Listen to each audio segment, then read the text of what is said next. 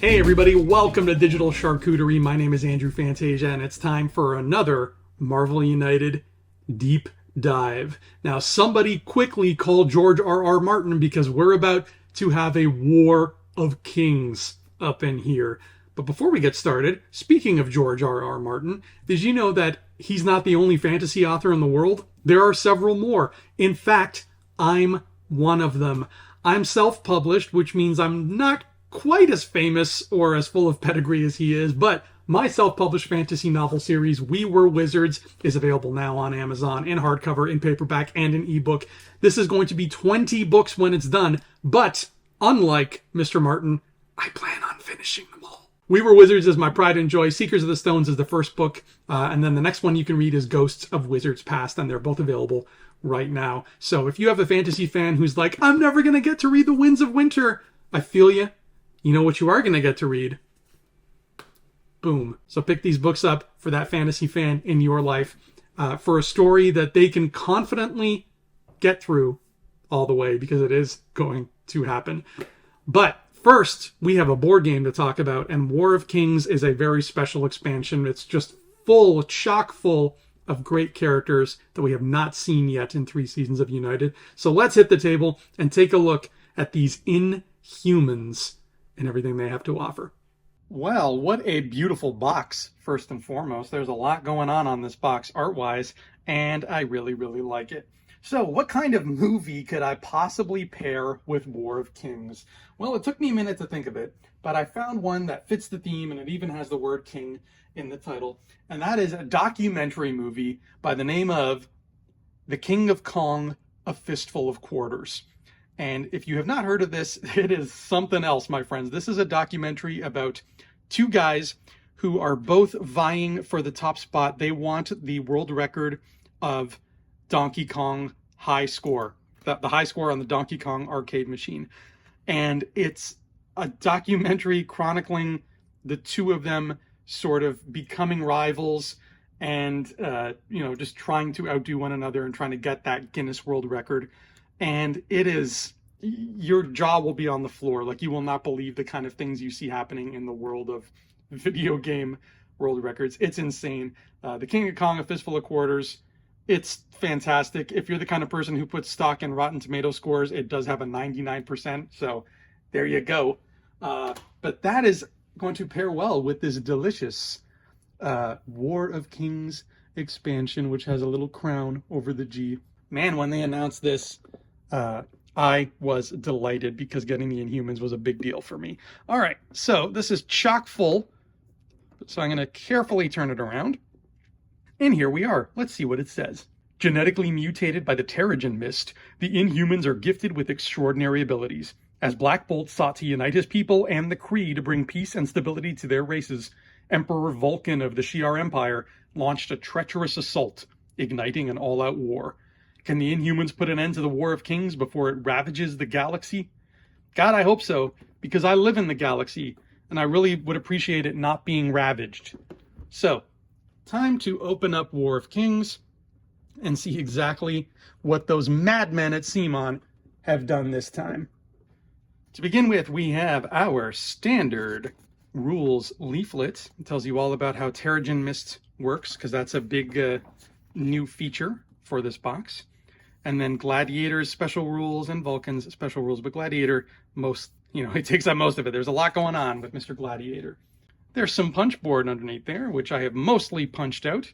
I just have left the KO tokens, which, now that I think about it, I should put these in the core box, the Season 1 core box, and then I can toss this because I can't find the KO tokens that go with the Season 1 core box. I put them somewhere in some box, and I just can't keep track of which one. So maybe that's what I'll do. Beneath that, we have 4 locations from Inhumans lore, and they are the blue area of the moon, Atalan, that's the city where they live, Tarnax 4, I don't know this place, but I really like its end of turn effect, it's pretty fun, and the Watcher Citadel, where Uatu hangs out, and maybe in Season 4, we'll actually see that dude. All right, so let me slide those down there. And now we have our 2 villain dashboards that come in the box, which is Vulcan and Gladiator. Oh, that Gladiator one is nice. Get that track and everything. I'm trying to remember. I know I've played as Gladiator, but I don't think I've fought him. I might have. I definitely have not fought Vulcan. But there's their setup. Gladiator does have a lot of special rules. He's pretty complicated. I've been rewatching the X-Men animated series, and I just finished the one where he punches Juggernaut, and man, is that one ever fun. Okay, so those are the dashboards there. Now let's get this out of the way. So in this pile of cards right here, we've got just a whole assortment of folks. There are Gladiator's villain cards underneath that, and his master plans. All the villains I've kind of lumped together at the bottom there. So yeah, I'm pretty certain I have not fought these guys yet. And here are Vulcans, and he's got Deathbird with him, because of course he does. See, now, for me, Vulcan, I never knew him. I certainly didn't know him as the Emperor of the Shi'ar Empire. I knew Diken, the brother of Lalandra, as the villainous emperor. So once again, season 4. I'm going to bring on some Diken action. I'm not going to stop you. And there's Gladiator in all his purple and red glory. I love it. Great looking dude. This guy's got to team up with Yondu. And after that is Triton, who has gorgeous cards. They're probably my favorite cards in this whole box. Color scheme is magnifique. All right, that is Triton. And all of his hero cards and all that jazz. Oops, oh, look at that. The tracker cube has fallen. I'm sorry, tracker cube. And then on this side are some more cards for Karnak, who I have not used yet. But I love his big head and his mustache. Can't wait to use him. And then after Karnak is Lockjaw, who was the first Inhuman that Simon introduced to us when Tiago made that little whistle and Lockjaw came a-running. Look at that. Look at that big grin. That's terrific. And then Crystal, with her symbol looking a lot like Charlie Brown's shirt. But that's okay. And she has lovely cards as well. And so does Medusa, who I think is her mom? No, I think Crystal's Black Bolt's sister. I can't remember anymore. I can't remember. The Inhumans are a tangled bunch. No pun intended, considering what we're looking at right now. But yeah. And Black Bolt, the king in question. He is one of the kings in the aforementioned War of Kings.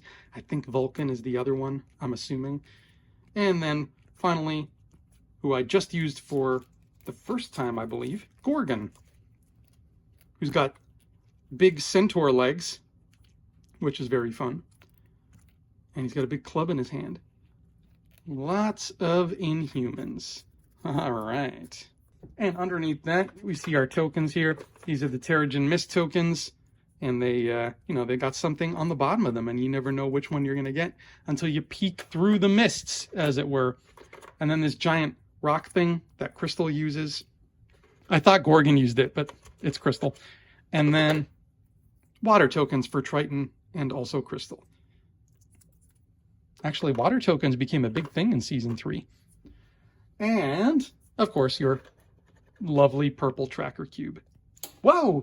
There goes the lovely purple tracker cube. I got it. We're safe. No casualties. Sorry about that. All right. I think it's time to look at the miniatures now, don't you? All right. Who is my least favorite miniature? I guess it's Karnak, and I feel bad saying that because I like this dude. He's like the underdog of the Inhumans, and I do like me some underdogs, and I haven't used him yet. But he's just, he's just a good old reliable miniature. He's standing on these ancient steps, and he's got his big head. And there he is. That's Karnak. Nothing more to say about that, but he looks great. And after Karnak will be Black Bolt is my next favorite. He looks cool. He's just screaming away into that. I think that's a perfect Black Bolt miniature, if we're being honest. Like, you can't really top that. In fact, I might have grabbed him prematurely. I might like him a little better than the next one I'm going to show you. But such as it is, there we go. There's Black Bolt.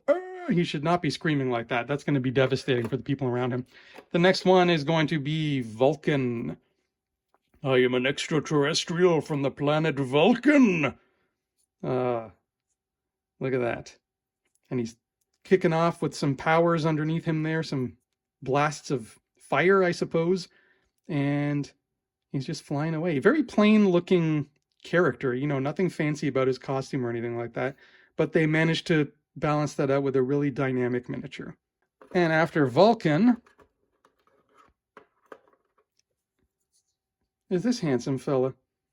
It's Lockjaw with his large tongue and his tuning fork and his butt and his tail. He's living the dream. So he must have, I feel like Lockjaw walked so Crypto could run, because we got Crypto coming in DC Superheroes United, and he's not a pet companion. He's a full-on blue hero, and so is Gleek for that matter. So I guess Lockjaw really paved the way for that, didn't you, boy? Yeah, you sure did. All right. After Lockjaw, I'm going to go with Gorgon. Gorgon is magnificent.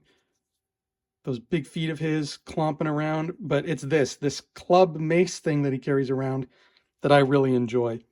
It's just a very unique looking weapon. It looks like he's got Epcot Center and it's just stuck on the end of a pole. And he's going to go... And after him, oh boy, it's tricky. It's tricky, but let's take Gladiator for a spin next. I love it when characters match their own colors, so a purple Gladiator makes me very, very happy. And he is just regal and stoic and large and in charge, as Gladiator should be. And his mohawk is fierce. He's got that triangle in his chest to denote him as the Emperor's Praetorian Guard. I got nothing bad to say about Gladiator. There we go. And then following that, we're going to pick up Medusa, who's very heavy because she's got a lot of hair, and she looks great. They made the awesome choice of sculpting her with her hair as her base, so to speak. So she's really just kind of flipping herself around with the hair, and it looks terrific. There's just something glorious about that pose. Really digging that. And after Medusa, we're going to go with Triton, who's got that lovely aquatic base. And he's just a good old fish man doing his best. His favorite film is The Shape of Water. Isn't that right? Oh, yeah. Yeah, he knows what I'm talking about. All right, look at that water. And to no one's shock whatsoever, my favorite miniature in here is Crystal. Like, that's definitely top 10 United miniatures, period. Never mind just this box.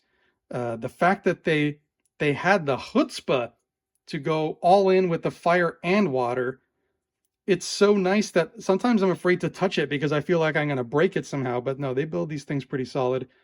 And she is not going anywhere, and either is her fire. There's her Charlie Brown belt. And yeah, I love Crystal. So does Human Torch, but he saw her first, so I'm not going to get in the way of that. Look at this. Look at that water. That's so cool. All right. And there, folks, is the War of Kings box. It's pretty jam-packed, but I have stuffed one more thing in here that does not belong. And I think by now you might all be able to guess which character from the stretch goal box I've put in here, because he really belongs in here. I put Maximus the Mad in this box. I haven't faced off against him either, but come on, he's the Inhumans villain. I had to put him in here.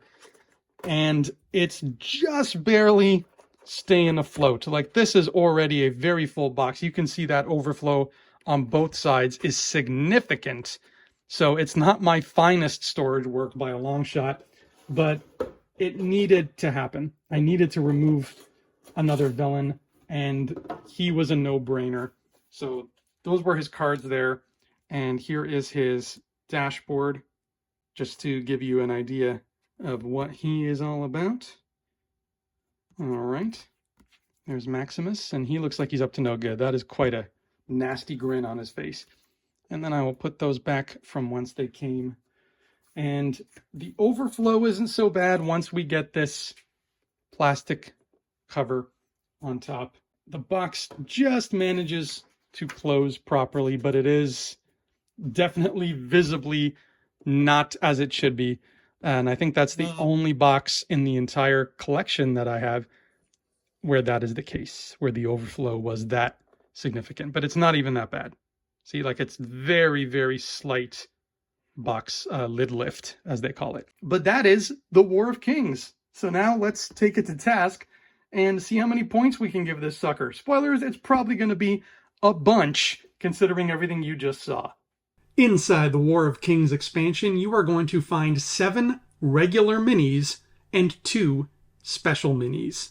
Those would be Triton and Crystal. So that gives you 11 points right there. 7 of the characters in this box are heroes. 1 of them is a villain, and 1 of them is an anti-hero. There's another 12 points. And then finally, 4 locations for you, which nabs you 2 extra little points. 11 plus 12 plus 2 equals 25 points of worthiness. Wow, so as you can see, these box totals are getting just higher and higher. We are already dwarfing the Fantastic Four expansion, which was the highest ranked expansion throughout all seasons 1 and 2 so far. That one had 24 points, already reaching above and beyond that, and it's only getting bigger from here. So stay tuned next week. My next favorite expansion, there's only 2 left, Carnage and Galactus.